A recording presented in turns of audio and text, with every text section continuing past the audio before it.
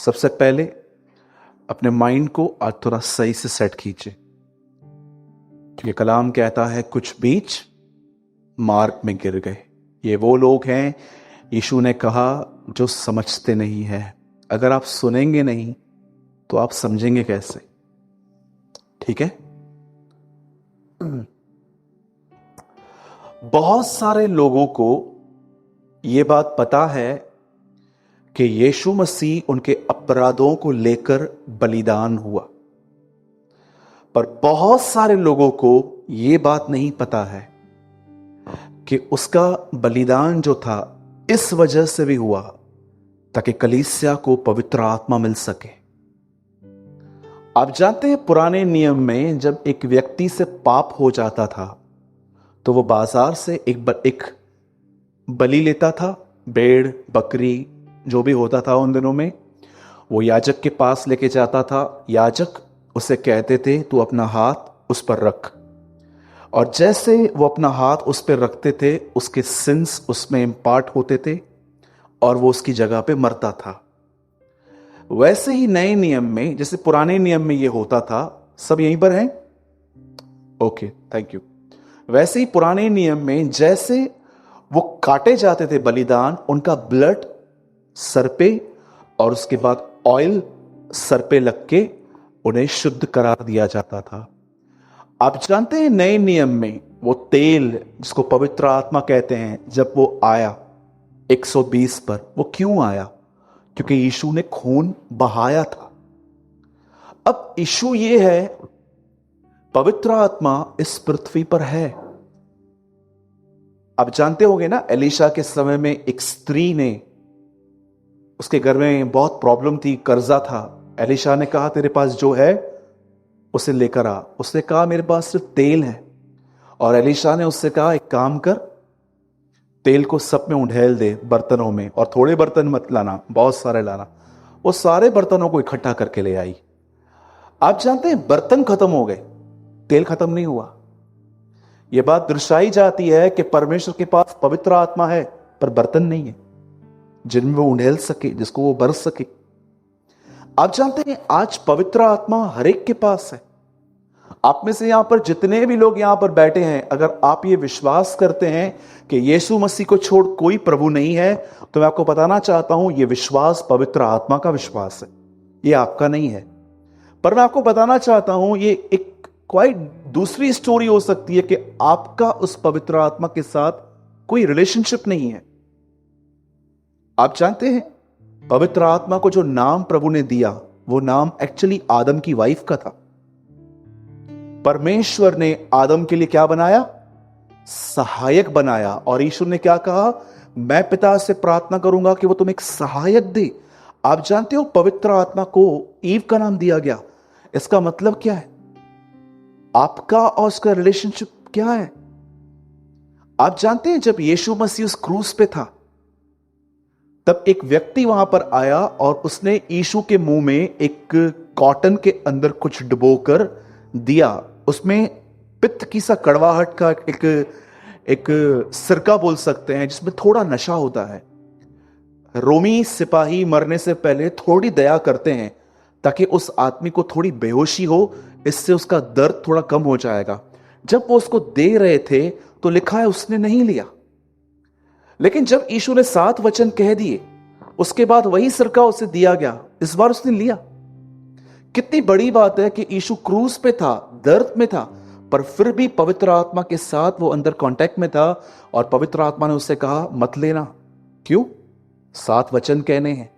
और जब 7 वचन कह दिए गए, उसके बाद पवित्र आत्मा ने कहा अब तू ले सकता है। मुझे बताइए, एक व्यक्ति था जो बीमार, एक आदमी था जो बीमार था। चेलों ने प्रभु से पूछा, प्रभु किसने पाप किया कि ये बच्चा, ये लड़का, ये आदमी अंधा जन्मा? यीशु कहता है ना इसके बाप ने, ना इसकी मां ने, ना इसने। तो फिर आप सोचो, अगर आप किसी बीमार के सामने हो तो आपको कैसे पता चलेगा कि ये बीमार स्ट्रेस की वजह से है, सिन की वजह से है, कि इसलिए है कि परमेश्वर इसको ठीक करके अपनी महिमा प्रकट करेगा?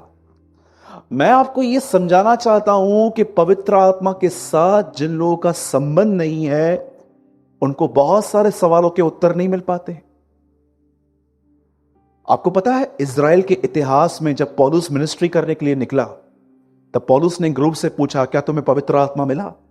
वो कहते हैं, हमने तो पवित्र आत्मा की चर्चा भी नहीं सुनी है। बहुत सारे लोगों को तो पवित्र आत्मा के बारे में कुछ पता ही नहीं है, जबकि बाइबल की बिगिनिंग इस तरह होती है कि प्रभु का आत्मा वहां मंडरा रहा था, और बाइबल का एंड होता है आत्मा और दुल्हन कहे आ। आज मैं आपसे पूछना चाहता हूं, मैं बिल्कुल भी अन्य भाषा के खिलाफ नहीं हूं, मैं बहुत अन्य भाषाओं में बात करता हूं। कलीसिया में कम क्यों करता हूं? क्योंकि लिखा है कलीसिया में अगर अनुवाद करने वाला नहीं है तो आप मत बोलो। पर मैं अपने पर्सनल प्रेयर में बहुत अन्य भाषा में बोलता हूं। पर क्या सिर्फ अन्य भाषा बोलना ही सब कुछ है?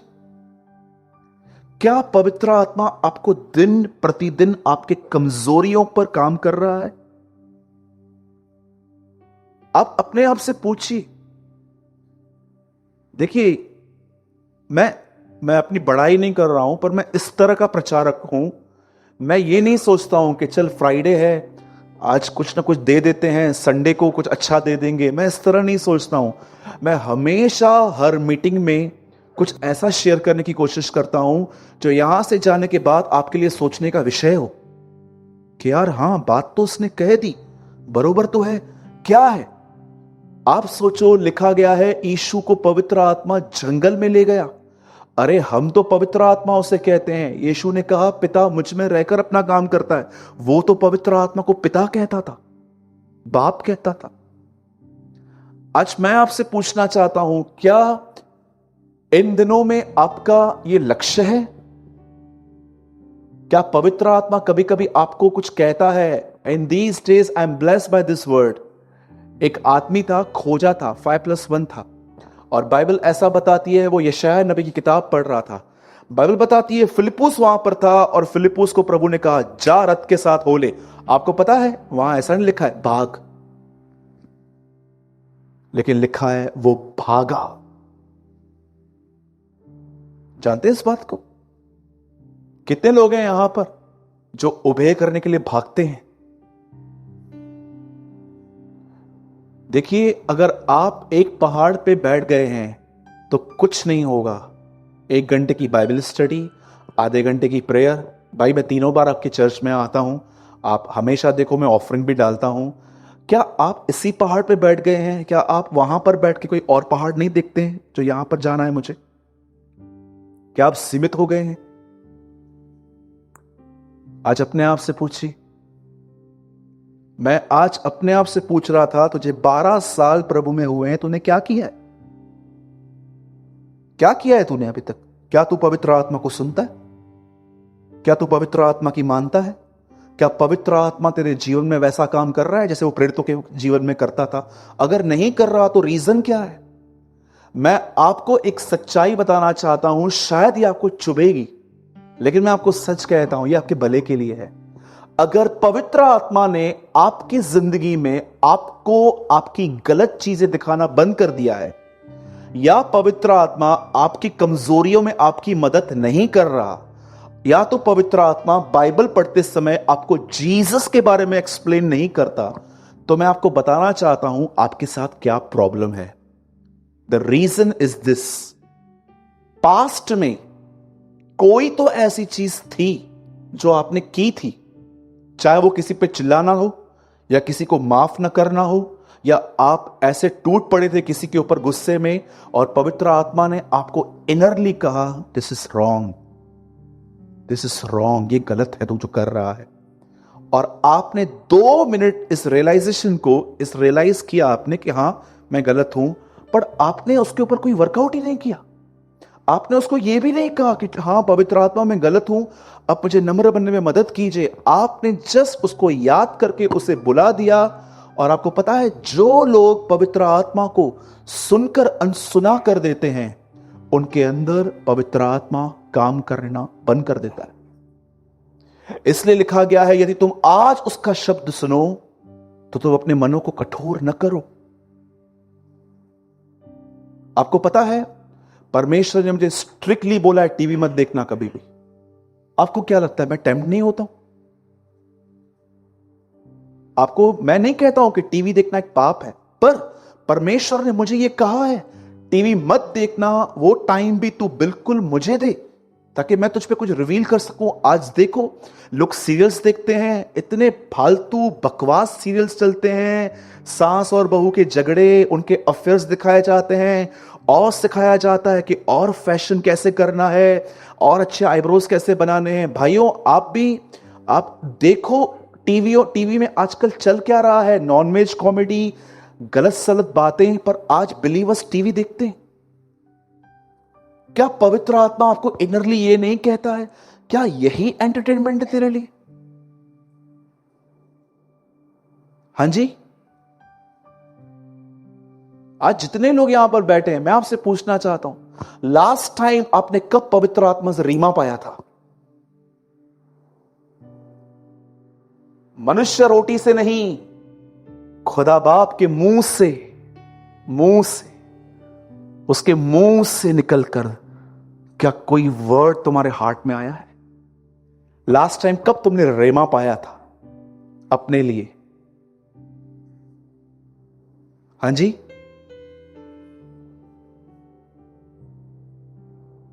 मैंने एक दिन एक गाड़ी पार्क की और मैंने ऐसा महसूस किया कि मैंने ये सही से पार्क नहीं की है। मैं कहां पर कुछ खाने के लिए गया था और जब मैं अंदर खाना खाने बैठा, आप बिलीव कीजिए मुझे पवित्र आत्मा कह रहा था खाना बंद कर। मैंने बोला क्यों? जा गाड़ी ठीक कर, तेरी वजह से 10 और लोगों को प्रॉब्लम हो रही है। आप बिलीव करेंगे मैंने इस चीज पे ध्यान नहीं दिया, और जब मैं वहां से बाहर निकला, आप ट्रस्ट कीजिए, एक लेडी जो उस शॉप पे जा रही थी, आप बिलीव करो वो ऐसे निकलने की कोशिश कर रही थी और मेरा थोड़ा ग्लास उसको यहां पर लग गया। उससे ज्यादा हर्ट नहीं हुआ, थोड़ा सा उसको लगा, पर मुझे पवित्र आत्मा देख रहा था, ये देख तो क्या करता है। बहुत सारे लोग जानते हैं क्या करते हैं?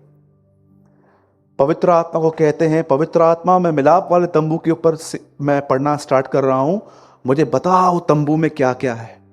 और पवित्र आत्मा जानते हैं उनको क्या कहता है? पहले बात करने के तरीके को ठीक कर, प्रकाशनों के पीछे मत जा। आज बहुत सारे लोग प्रैक्टिकल लाइफ ठीक नहीं करना चाहते हैं, बट दे वांट रेवलेशंस। आप ये बिलीव करते हैं साधु सुंदर सिंह की स्टेटमेंट में, बाइबल पढ़ने से ज्यादा इंपॉर्टेंट है क्रूस उठाना। सोचो एक दिन आपकी बाइबल मिस हो गई, पर उस दिन आपने शुद्ध विवेक से जिंदगी बिताई, कितना उत्तम है ये। मैं नहीं कहता हूं बाइबल मत पढ़ो, पर मैं ये कह रहा हूं, उल्टा मैं तो बहुत बोलता हूं बाइबल पढ़ो, पर मैं आपको बताना चाहता हूं अगर आपने पूरी बाइबल पढ़ ली पर आपका विवेक अशुद्ध है तो क्या फायदा? अब कितने लोग हैं यहां पर जो पवित्र आत्मा के साथ एक रिलेशनशिप में आना चाहते हैं? हाथ उठाइए। मैं आपको एक अच्छी चाबी देता हूं, इसे ले लीजिए, इसे कीजिए। सुनिए, कौन सा वो व्यक्ति है जिसके साथ आप सब कुछ शेयर करते हो? सब कुछ, एवरीथिंग, फोन पे, सामने बैठ के। ये सेम रिलेशनशिप पवित्र आत्मा के साथ बनाइए। Share each and everything with him. उसको कहिए, पवित्र आत्मा आज मैं फिर से मुंह से फिसल गया, मैंने फिर से वो बातें की जो मुझे नहीं करनी चाहिए थी। पवित्र आत्मा मैं 1 घंटे से यहां पर बैठ के इस व्यक्ति के लिए नेगेटिव सोच रहा था। पवित्र आत्मा मैं बहुत चिंता करता हूं। हर चीज उसके सामने उंडेल दीजिए, हर चीज। कोई भी रिलेशनशिप जिसमें कम्युनिकेशन नहीं है वो स्ट्रांग नहीं बन सकता। कुछ कुछ हमारे रिलेशनशिप ऐसे ऐसे होते हैं, हम 3-4 घंटों में एक दूसरे को कॉल करते हैं, कुछ लोग वीडियो कॉल करते हैं। क्यों? क्योंकि एक रिलेशनशिप है, आप टच में रहते हो। कितने लोग हैं यहां पर पवित्र आत्मा के साथ आपकी कम्युनिकेशन नहीं है और आप बोलते हो मेरा संबंध है? ये कैसा है? जबकि हमारी सभाएं इस कलाम पे खत्म होती हैं, पिता का प्रेम, हमारे प्रभु यीशु का अनुग्रह और पवित्र आत्मा की सहभागिता हमारे साथ होती रहे और बढ़ती रहे। बस ये आपके लिए खाली शब्द हैं। आप जानते हो आप क्या कह रहे हो? आप ये कह रहे हो भले ही मैं चर्च से जा रहा हूं पर प्रभु के साथ मेरी सहभागिता कंटिन्यू है।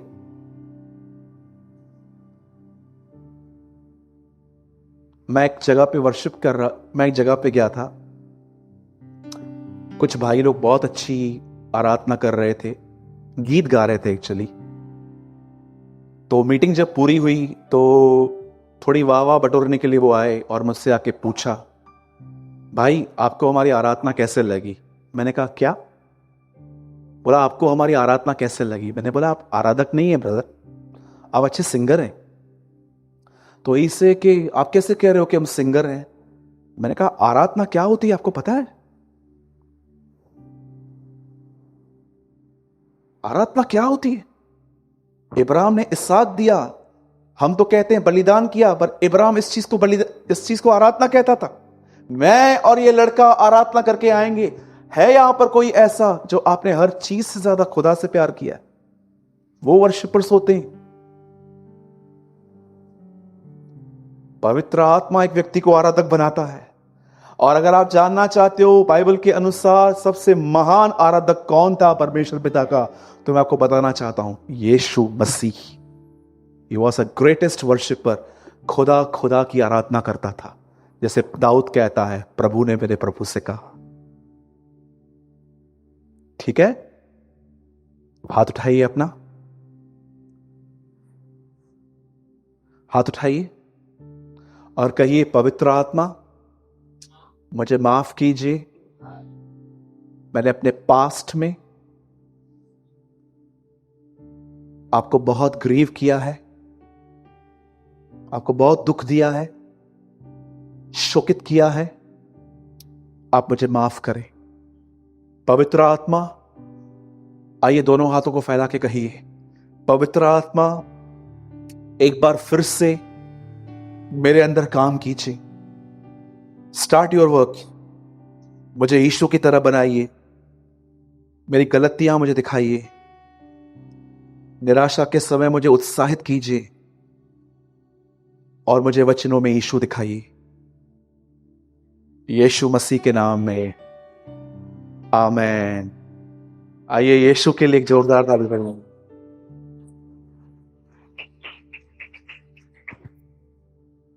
एक प्रभु का दास होने के नाते मैं आपको बताना चाहता हूं, आप ये बिलीव कीजिए कि पवित्र आत्मा आज एक बार फिर से आपके साथ संबंध बनाने के लिए रेडी है।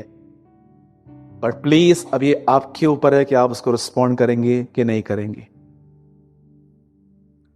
एक चीज और कहूं, अगर आप बुरा ना माने तो प्लीज टाइम पास करना बंद कर दो। बहुत हो गया, आपने अपना समय बहुत बर्बाद कर दिया, अब बंद करो। मैं कलीसिया में आता हूं, अबे इस चीज को छोड़ दो, अब थोड़ा आगे बढ़ो, अब थोड़ा सोचो अपने बारे में, आप कहां पर हो। एक प्रभु का दास होने के नाते देखो, मैं आपको हाथ जोड़ के कहता हूं, समय बर्बाद करना बंद करो अभी। Don't waste your time. बहुत आपको जो बोलना था आपने बोला, आपको जो सोचना था आपने सोचा, जो आपको करना था आपने किया। अब स्टॉप करो, प्लीज स्टॉप करो। बाइबल बताती है प्रभु का शुभ आगमन निकट है। लोग तो डरते हैं, प्रभु आने वाला है। पतरस कहता है वो शुभ आगमन है, प्रभु का शुभ आगमन निकट है। पतरस कहता है अगर आपके साथ कोई बुरा चलता है, अच्छा चलते रहो, प्रभु के आने पे तुम्हें प्रतिफल मिलेगा। से आमीन, 100% मिलेगा। और हां, आज का कलाम जो है वो 20-25 मिनट चलेगा और मैं विश्वास करता हूं कि परमेश्वर आप में से आज और भी आपको गहराई से आज बात करेंगे। आमीन। आइए हम सब प्रभु का वचन खोलेंगे।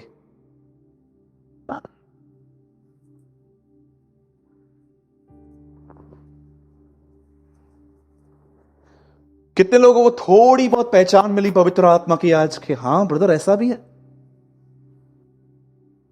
यीशु ने कहा मेरा जाना तुम्हारे लिए अच्छा है, जब तक मैं नहीं जाऊंगा वो तुम्हारे पास नहीं आएगा। आपको पता है, अगर यीशु इस पृथ्वी पे हमेशा शरीर में रहता तो वो आपकी इतनी मदद नहीं कर पाता, क्योंकि वो शरीर था। लेकिन सोचो, उसने आत्मा भेजा, अब वो आत्मा आपके अंदर रहकर वो आपकी मदद करता है। ठीक है, आइए हम सब बाइबल को ओपन करेंगे जिनके पास ये बाइबल है। 2 तिमुथी चैप्टर 3, सब खोल लीजिए। 2 तिमुथी चैप्टर 3। आइए बाजू वाले को स्माइल दीजिए। कम ऑन, ब्रदर ये नहीं दे रही है, इसको बोलो ना। आप जानते हैं मुझे कैसे पता चलता है कि लोगों का मन भटक रहा है कि नहीं? अगर मैं हंसाऊं और वो ना हंसे तो इससे पता चल जाता है वो यहां नहीं है, और अगर मैं नहीं हंसाऊं फिर भी हंस रहे हैं तो भी समझ जाता हूं ये लोग यहां नहीं है। Hello, how many understand? अगर मैं आपको हंसाऊं और आपको हंसी ना आए तो मैं समझ जाता हूं आप यहां पर नहीं हो, और अगर मैं आपको नहीं हंसा रहा हूं फिर भी आप हंस रहे हो तो भी मैं समझ जाता हूं आप यहां नहीं हो। आइए अपने बाजू वाले को देखें। हाँ, उनको बोलिए जय मसीह सिस्टर, बोलिए बोलिए जय मसीह भाई। हाँ, इससे पहले कि हम कलाम शुरू करें थोड़ी उनके साथ बात करो और आज को कहो प्रभु आपसे बात करने वाले हैं। ओके, 2 तिमोथी चैप्टर 3 कोई पढ़िए। ठीक है, एक काम करते हैं, हम प्रोजेक्टर पे लगा देते हैं। बस लाइट्स कम कीजिए, सब ध्यान दीजिए। 2 तिमोथी 3:1, 3:1। पर यह जान रख के अंतिम दिनों में कठिन समय आएंगे। ना गड़ा कठिन ही था। कोई तो सोचता होगा और कितने कठिन आएंगे भाई। पर यह जान रख के, English, remember this, there are some terrible times come in the last days. Hindi में लगा दो।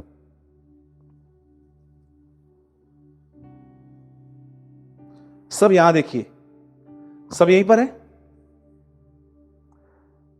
आप सब जानते हैं पौलुस तिमुथियुस आपस में भाई थे, पर यह भी जानिए कि तिमुथियुस का एक सबसे बेस्ट, पौलुस का सबसे बेस्ट चेला जो था वो तिमुथियुस था। क्यों पौलुस ने तिमुथियुस पर इतना टाइम वेस्ट किया था आपको पता है? क्यों अपना समय उस पर उससे खर्चा था? क्योंकि पौलुस तिमुथियुस को बहुत अच्छे से जानता था कि मैं जो उसको सिखा रहा हूं ये सीख रहा है। आप देखते रहेंगे कि यीशु मसीह ने भी 2 ग्रुप्स बनाए थे, एक 9 का, एक 3 का। क्यों वो 3 से अधिक मिलता था? अगर मैं किसी भाई से अधिक मिलता हूं और किसी से कम मिलता हूं तो कुछ रीजंस होते हैं उसके भी। मुझे पता है कि कौन सिंसियर है, कौन नहीं है, कौन ऐसा है जो सिर्फ कलीसिया में आता है, पर कुछ ऐसे भी लोग होते हैं जो सिंसियर होते हैं। यीशु ने कहा जो डाली फलती है पिता उसे छांटता है। आप देखो यहां पर क्या हुआ। पौलुस तिमुथियुस से एक बात लिखता है और कहता है, हे तिमुथी, जब अंतिम समय आएगा तो कठिन समय आएंगे। आपको पता है उसने आगे चल के पूरा एक्सप्लेन किया है कि वो कठिन समय कौन से हैं। और आपको पता है एक बार भी ये नहीं लिखा गया है कि बिलीवर्स को फाइनेंशियल प्रॉब्लम आएगी। ना उसने उनको यह लिखा गया है कि लोग अंत में कलीसिया में लोग बीमार पड़ेंगे, और ना उनको यह लिखा गया है कि तुम्हारे ऊपर बहुत ज्यादा प्रोसिक्यूशन आएगा, तकलीफ आएगी। आपको पता है जब पौलुस ने ऐसा लिखा कि अंतिम दिनों में कठिन समय आएंगे, तो आपको पता है किस तरह के कठिन समय आएंगे? सेकंड को देखिए। क्योंकि मनुष्य स्वार्थी, लोभी, ढींगमार, अभिमानी, निंदक, माता पिता की आज्ञा टालने वाले, कृतघ्न, अपवित्र। वेट, अब क्या बता रहा है पौलुस? सब अभी ध्यान दीजिए, मैं वर्ड एक्चुअली अब स्टार्ट कर रहा हूं। आप में से कितने लोगों ने बाइबल को पढ़ते समय यह बात झांची कि जब चेलों ने, रसूलों ने उससे पूछा कि अंतिम दिन कब आएंगे, तो आपको पता है यीशु ने बहुत हद तक उन्हें यह बताया कि अंतिम दिनों में दुनिया में क्या होगा। सुनामी आएगी, आकाश की शक्तियां हिलाई जाएंगी, भूकंप आएंगे, अकाल आएंगे, राज्य राज्य पर चढ़ाई करेंगे और बहुत सारी बातें होंगी। अरे ये तो बाहर है ना। पर आपको पता है पौलुस ने उनको यह बताया कि अंतिम दिनों में कलीसिया के अंदर क्या होगा। वो कहता है अंतिम दिनों में कलीसिया में लोग जो आएंगे, जो बैठे रहेंगे, उनका स्वभाव इस तरह होगा। वे स्वार्थी होंगे, इसका मतलब वो अपने फायदों के लिए दूसरों का उपयोग करेंगे। वो लोभी होंगे, इसका मतलब क्या है? उनके अंदर हमेशा कैलकुलेटर चलता रहेगा। सेकंड, वो डींगमार, मतलब जो है भी नहीं अपने आप को वो प्रेजेंट करेंगे। अभिमानी, इसका मतलब घमंड, बोलेंगे हमने माफ किया है, लेकिन गड़बड़ियां अंदर ही रहेंगी। निंदक, यहां की बातें वहां, वहां की बातें यहां। माता पिता की आज्ञा टालने वाले, मतलब मां बाप को माने न माने उनको फर्क ही नहीं पड़ता है। और लिखा है अपवित्र, मतलब वे दिखेंगे। अब मुझे एक बात बताइए, सब यहां पर ध्यान दीजिए, इसमें कौन सी बड़ी बात है? ऐसे समय, ऐसे लोग तो आदम के समय से होते आए हैं। कभी आपने इस बारे में सोचा, प्रभु ये आप कह रहे हो कि अंतिम दिनों में लोग इस तरह बनेंगे, ये कौन सी बड़ी बात है? आदम के समय से ही लोग इस तरह थे। अब देखो क्या उन्होंने काम किए थे। केन ने हाबिल को मार दिया, दाऊद के एक बेटे ने उसकी दूसरी बेटी के साथ व्यभिचार कर दिया। आगे चल के आप पढ़ो, कोई ऐसे राजा भी थे जो कोई समय बहुत ऊपर थे, पर उन्होंने अपना अंत मूर्ति पूजा पे खत्म किया। शिमशोन देखो, जो परमेश्वर का नाजीर था, पर उसने अपना अंत व्यभिचार में किया। कौन सी बड़ी बात है? ऐसे लोग तो दुनिया के स्टार्टिंग से होते आए हैं। फिर ये क्या चिन्ह हुआ कि ऐसे लोग अंत में आएंगे? बदर और नीचे लो, दया रहित, क्षमा रहित, दोष लगाने वाले, असमी, कठोर, बले के बैरी। अरे ये सब तो लोग होते आए हैं, ये क्या चिन्ह है? आगे बदर 5 लगाइए। अब प्रॉब्लम ये है, वे भक्ति का बेश तो धरेंगे पर उसकी शक्ति को न मानेंगे। ऐसों से परे रहना। इसका मतलब क्या है? बहुत सारे लोग तुम्हारे बीच में आएंगे जो बहुत जोर से जय मसीह कहेंगे, हालेलुया कहेंगे, तुम्हारी मीटिंगों को बहुत अच्छे से सुनेंगे, सब कुछ करेंगे, बट उनके अंदर इनसाइट नेचर अलग है। देखो पौलुस कहता है अंतिम समय में तुम्हारी कलीसियां इन लोगों से भरी हुई होंगी। लेकिन सबसे प्रॉब्लम जानते क्या रहेगा? ये सब भक्ति के बेश में है। इंग्लिश में लिखा गया है they are in a form of godliness. अब मैं आपसे एक बात पूछना चाहता हूं, जो मैं आपको पॉइंट करना चाहता हूं, जो मैं आपको दिखाना चाहता हूं।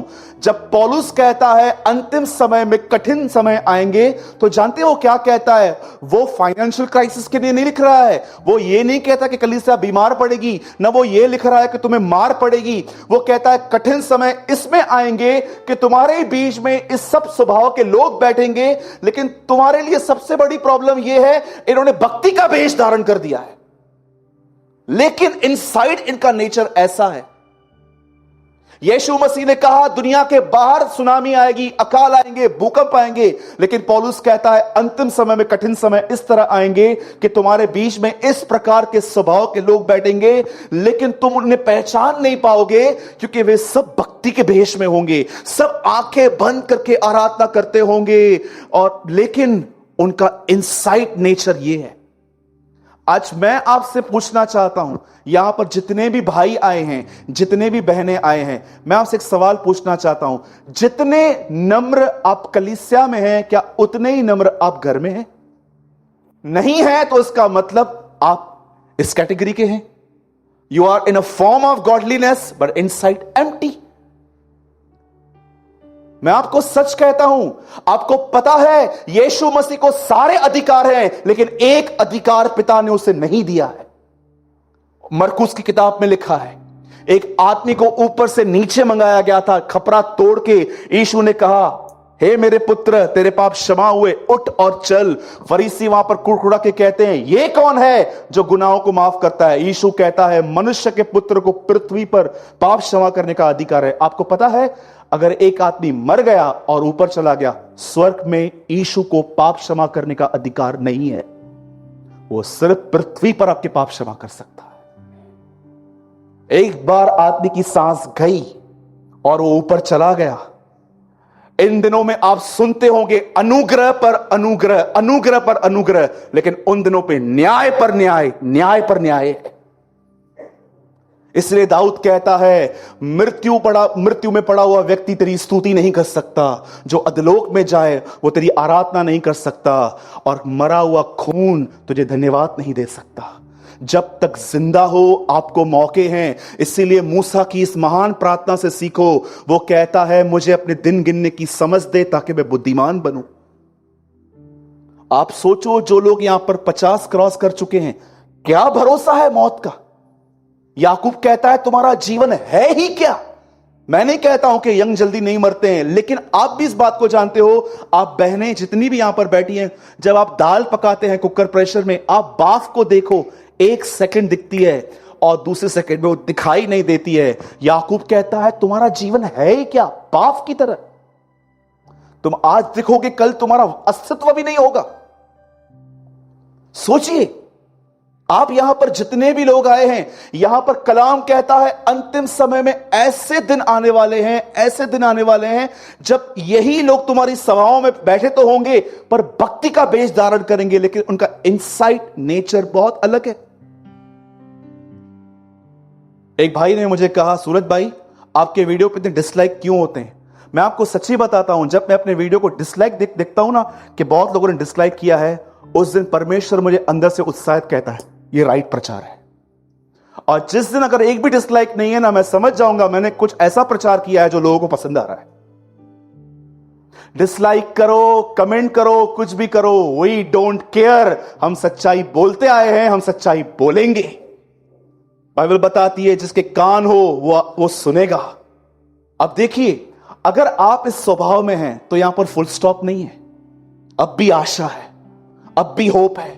बाइबल कभी किसी को निराश नहीं करती। बाइबल चाहे आप किसी भी गड्ढे में क्यों ना पड़े हैं, परमेश्वर आपको वहां से निकाल सकता है। अब मैं आपको एक स्टोरी बताता हूं बाइबल की। अगर आपने इस स्टोरी पे ध्यान दिया, मैं आपको सच कहता हूं, आप जितने भी मैंने वर्ड आपके सामने पढ़े, आप उनमें से निकलकर एक नए रिलिम में आ सकते हो। Now listen very carefully.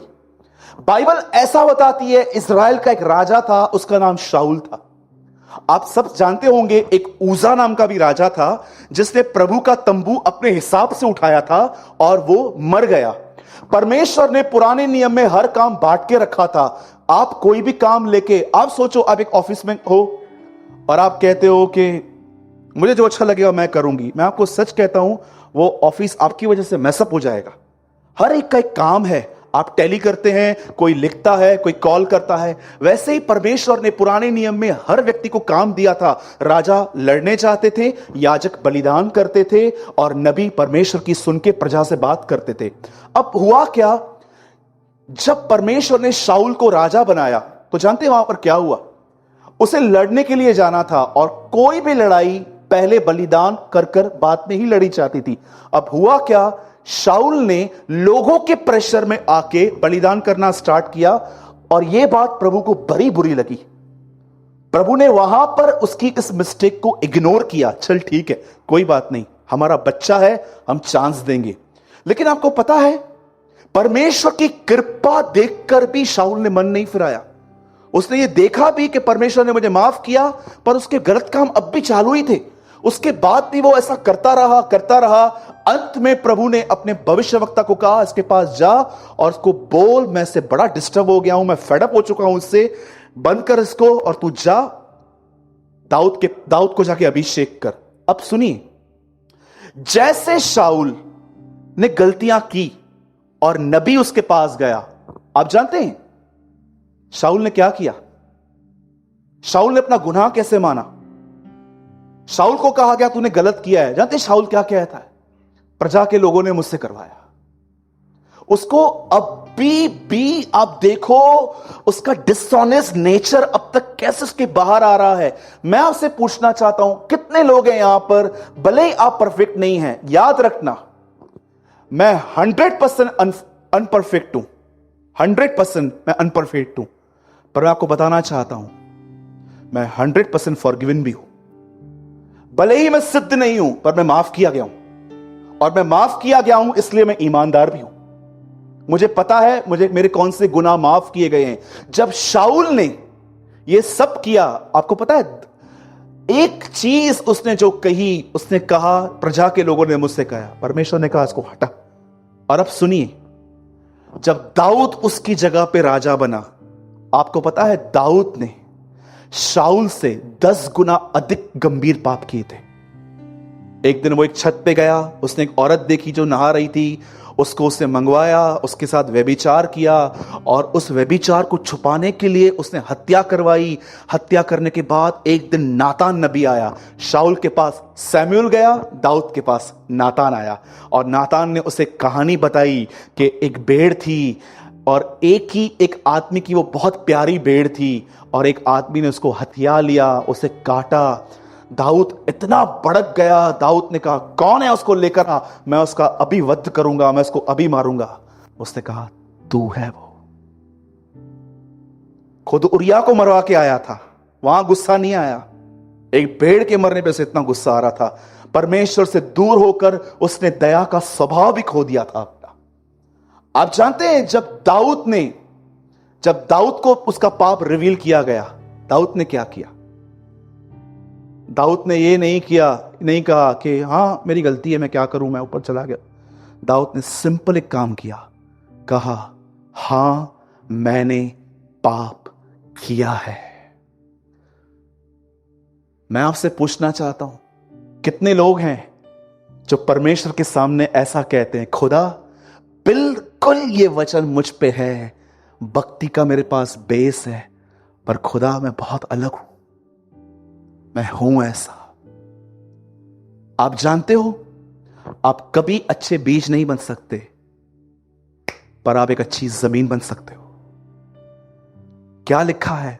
परमेश्वर ने एक जमीन के विषय में बात की, 30, 60, 100 गुना। आपको पता है वो जमीन एक्चुअली है कौन सी 30, 60, 100 गुना वाली? आप बाइबल मत खोलिए, पंकज मत्ती 13 अध्याय खोल और सिर्फ एक कलाम लगा, आप देखिए ये कौन सी जमीन है जिसके अंदर परमेश्वर काम कर सकता है। 13:23 पहले हिंदी में लगाइए। जो अच्छी भूमि में बोया गया था वह यह है जो वचन को सुनकर समझता है और फल लाता है, कोई 100 गुना, कोई 60 गुना, कोई 30 गुना। English, but what about the seed that fell on the good ground, that is like the people who hear teaching and listen, they grow, produce a good crop, sometimes 100 times, sometimes more 30। मैंने एक translation में पढ़ा जहां पर ये good लिखा गया है, गुड ग्राउंड, वहां पर लिखा गया है ऑनेस्ट ग्राउंड। वो जमीन ईमानदार है, वो पृथ्वी ईमानदार है जो अपना गुनाह मानती है और खुदा समय समय पे उनके अंदर अच्छे बीज बो सकता है। प्रॉब्लम यह है, हम अच्छे बीज बनने की कोशिश करते हैं। कितने लोग हैं अच्छी जमीन बनने की कोशिश करते हैं, हमेशा अपना विवेक प्रभु के सामने शुद्ध रखते हैं। आपको पता है आज प्रॉब्लम क्या है? सबसे बड़ा इशू, लोग पवित्र होना चाहते हैं बगैर ईमानदारी के। वो ये समझ ही नहीं पाते हैं कि पवित्र करना परमेश्वर का काम है, आप उसे कर ही नहीं सकते अपने आप को। परमेश्वर ने जिस चीज के लिए आपको बुलाया है वो है ईमानदार बने रहो।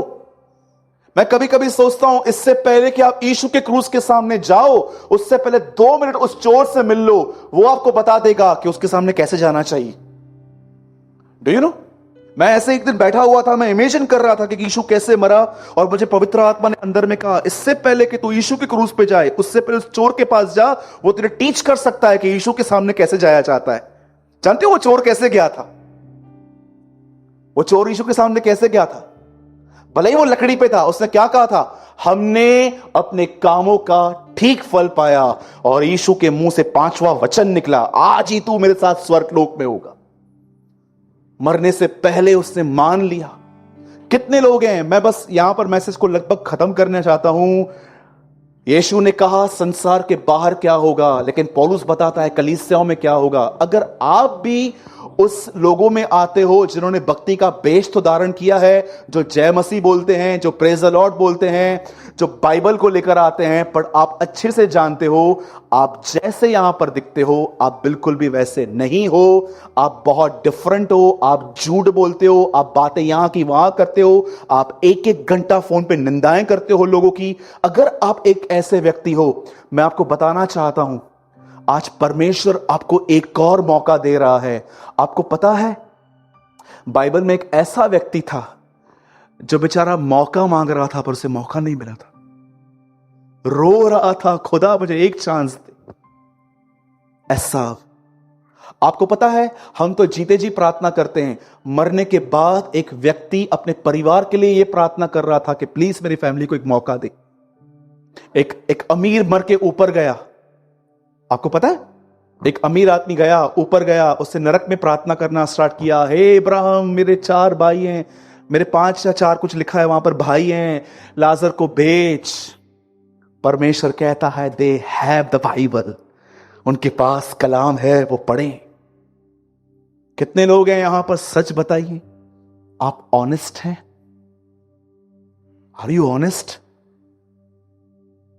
प्रभु पवित्र आत्मा से भर, उससे पहले परमेश्वर से कहिए प्रभु मेरे अंदर से ये याकूबपन निकाल ताकि मैं इज़राइल बन सकूं। आपको मैं सच कहता हूं, इन अ कमिंग डेज, बहुत जल्द वो समय आने वाला है, मैं आपको सच कहता हूं, पृथ्वी पर चंद लोग ही बच पाएंगे। इतना आने वाले दिनों में फॉल्स टीचिंग्स आएंगी, आने वाले दिनों में लोग इतना प्रभु से दूर हो जाएंगे। ये मैं नहीं, पवित्र शास्त्र कहता है, आगे चल के लिखा है, अंतिम समयों में लोग दुष्ट आत्माओं की बातों को सुनकर विश्वास से भटक जाएंगे। मैं यीशु मसीह के नाम से कहता हूं, आने वाले दिनों में बहुत सारी कलीसियाएं प्रभु के विषय में बात करना बंद कर देंगी। वो सिर्फ ये प्रचार करेंगी, हाउ टू मेक रिच, आप अमीर कैसे बन सकते हो, आप हेल्दी कैसे बन सकते हो, आप कैसे एक माले के ऊपर दूसरा माला बना सकते हो। मैं आपको बताना चाहता हूं, ये हेरेसी 1985 से स्टार्ट हो गई है और ये और ग्रो करेगी। आज आप अपने आप को धन्य समझो कि इस अंतिम समय में खुदा का प्योर कलाम आपके पास पहुंच रहा है। रिस्पॉन्ड करो उस कलाम को, मान लो ब्रदर, हां कितना भी ब्रदर, मैं बहुत एक्टिंग करता हूं भाई। आप जानते हो यीशु मसीह ने क्यों कहा सांप के बच्चों? मैंने नहीं, यीशु ने। नहीं तो आप मुझसे डिस्कस करेंगे, भाई तू बात कैसे कर रहा है। मैंने नहीं, यीशु ने क्या कहा?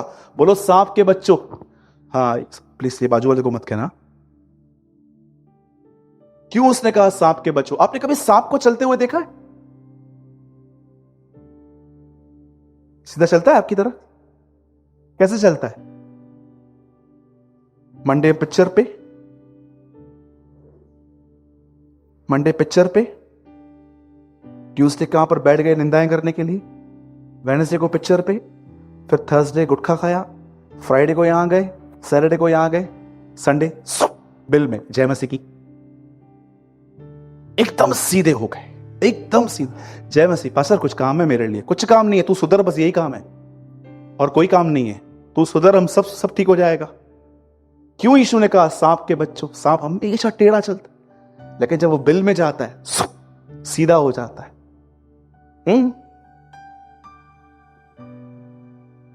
सोचो कभी आपके साथ ऐसा हुआ, आप कलीसिया से आ रहे थे, रास्ते पे आप निंदाएं करते करते आ रहे थे, हाँ ये तो था ही एडी, तो ये तो है ही ऐसा, ये तो है ही ऐसा। लेकिन जैसे आप कलीसिया में आए, हालेलुया हालेलुया, यीशु की जय। प्रभु तू महान अनुग्रहकारी है, दयालु है। मीटिंग पूरी हो गई। पिता का प्रेम, प्रभु यीशु मसीह का अनुग्रह, पवित्र आत्मा की सहभागिता। और जैसे आप बाहर निकले, acting acting acting acting, Shahrukh Khan और सलमान खान को बिलीवर से पीछे कर दिया है। You know, acting acting acting. यहां पर मीटिंग सुनेंगे, घर पे बिग बॉस देखेंगे। यहां पर मीटिंग सुनेंगे, घर पे जाके कुछ और देखेंगे। Is it your life? यही आपका जीवन है? ये सब बंद कीजिए। Stop all this nonsense. अपने बारे में सोचिए, कहीं आप उस ग्रुप में तो नहीं है जिसके विषय में यहां पर लिखा गया है? सोचो। मैं आपको सच कहता हूं, सच्चाई प्रचार करने की वजह से मेरे कितने संबंध खोए हैं। बहुत सारे लोगों ने मुझसे बात करना बंद कर दिया। जानते हो क्यों? मैंने उसको करेक्ट किया। कोई समय था, एक भाई ने मुझे बोला, भाई जब भी आप मुझ में कुछ गलती देखो ना तो आप मुझे बताना। एक दिन मैंने बताया, आज तक वो भाई दोबारा चर्च में नहीं दिखा है। कितने दुश्मन हो जाते हैं लोग, आपको पता है हमारे, कितना कुछ बोलते हैं हमारे लिए। क्यों? पौलुस कहता है सच्चाई बोलने के कारण हम दुश्मन बन गए हैं। Trust me. पर मुझे इन चीजों से कोई फर्क नहीं पड़ता। जब लोग मेरे लिए कुछ भी बोलते हैं, मैं आपको सच कहता हूं, मुझे वो कलाम याद आता है, धन्य है वे जो धार्मिकता के कारण सताए जाते हैं। इंग्लिश में लिखा गया है, you are living a right तुम एक अच्छी जिंदगी की वजह से अगर सताए जाते हो तो तुम धन्य हो। मैं यीशु मसीह के नाम से कहता हूं, अगर आप चीटिंग नहीं करते हो इसलिए आपकी जॉब चली गई है, तू धन्य है। आने वाले दिनों में खुदा तुझे ऑनर देगा, परमेश्वर आपको ऑनर देगा, परमेश्वर आपके घर का हेड बनेगा, परमेश्वर आपको चलाएगा। It is a time to be honest. मैं फिर से कहता हूं, अगर आप में से जितने लोग आज यहां पर कलाम सुनने के लिए आए थे, सुनिए, प्रभु का आत्मा आपसे कहता है, कम ऑन, बी ऑनेस्ट। ईमानदार बन, अपने आप को पहचान, आ मेरे सामने ताकि मैं तुझे बदल दूं। अगर आप ये जानना चाहते हैं, भाई मैं आपकी कलीसिया में आया था आज, अगर आप प्रभु की आवाज को सुनने आए हैं, आज खुदा आपसे कहता है, ईमानदार बन, विरोध मत कर, सच्चाई का सामना कर। कुरिन्थियों में लिखा गया है, तुम जानते हो कि तुम सत्य के विरोध में कुछ नहीं कर सकते, पर तुम ये जानो तुम सत्य के लिए बहुत कुछ कर सकते हो। Be honest.